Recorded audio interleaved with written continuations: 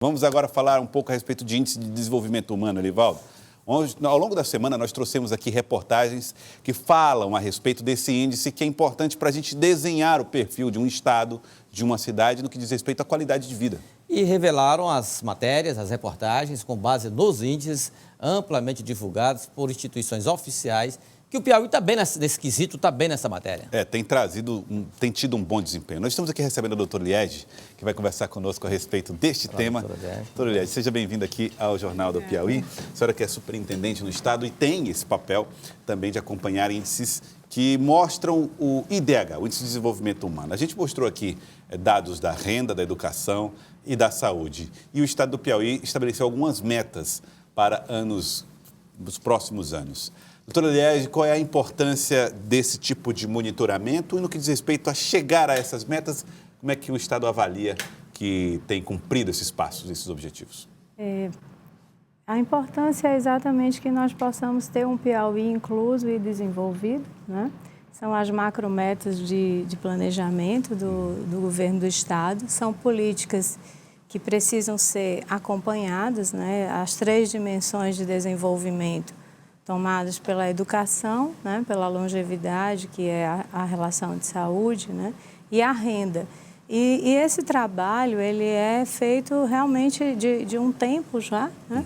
A gente vem dos estudos da Fundação CEPRO, em parceria com a CEPLAN, e acompanhando todo o protocolo, né, de intenções que o Estado assumiu, né, quando adota para a sua política de planejamento os Objetivos do Desenvolvimento Sustentável, que tem exatamente como perspectiva de desenvolvimento uma relação de inclusão e sustentabilidade. Então, nós temos, além, né, de melhorar o desenvolvimento humano, no sentido de trazer realmente a redução da pobreza, o que foi discutido ainda lá nos Objetivos do Milênio, né, quando nós iniciamos em 2000 todo esse esforço de desenvolvimento humano, e isso avançou exatamente a partir da política de 2003, e hoje nós avançamos em Estado, né, nessa relação com essas dimensões. Tá. Inclusive, nós temos,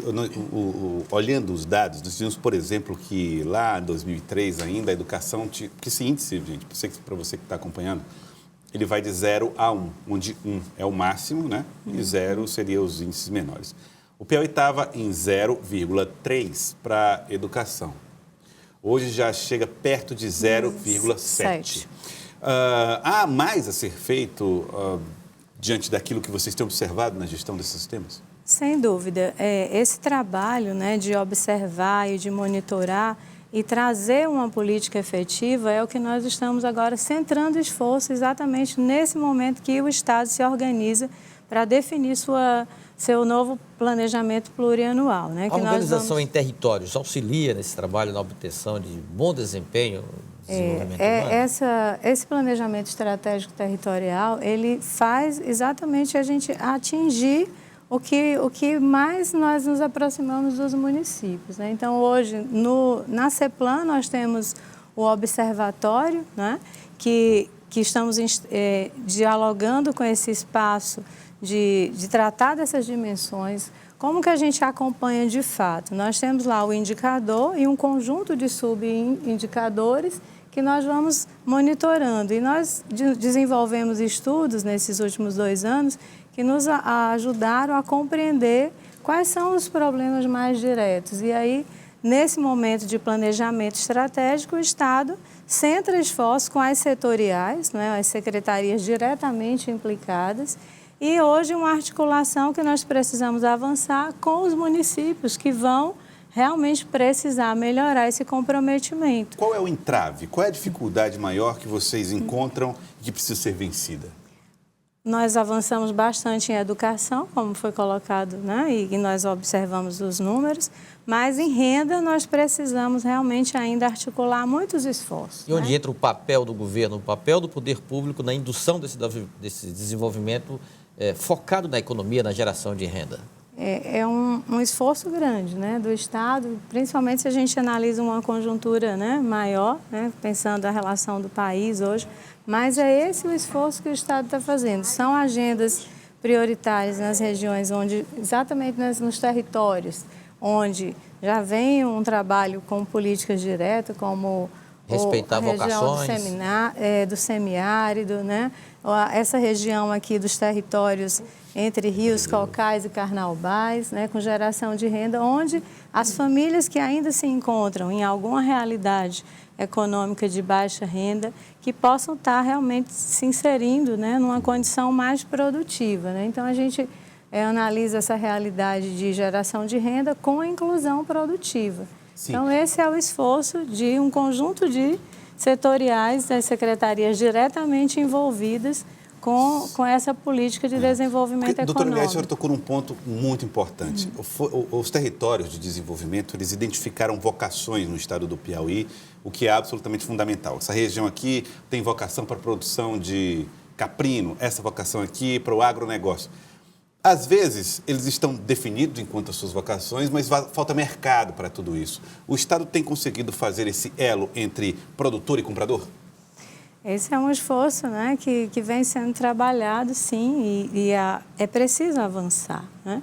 As estratégias, elas estão sendo construídas também quando você envolve toda uma cadeia, né, produtiva, e aí o Estado também criou um esforço com as câmaras setoriais, que estão nesse diálogo diretamente entre quem produz e como que vai melhorar essa condição de mercado e essa articulação com o reforço, né, dessa relação inclusiva de uma economia mais produtiva, efetivamente. E a senhora entende que esse papel também tem que pertencer ao Estado?